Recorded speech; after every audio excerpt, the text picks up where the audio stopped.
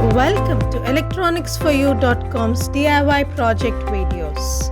This video is a proof of concept of the DIY project ESP32 LoRa gateway for data monitoring, which is published on electronicsforyou.com. Here you get to see the project working in action.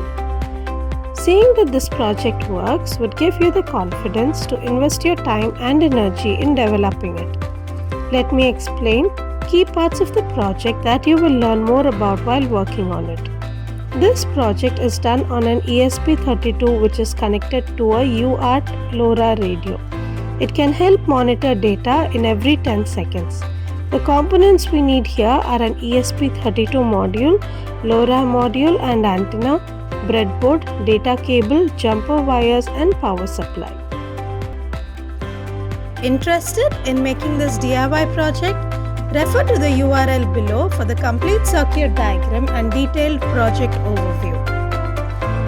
Do like, share and subscribe to our channel for more such DIY proof of concept videos. Thank you.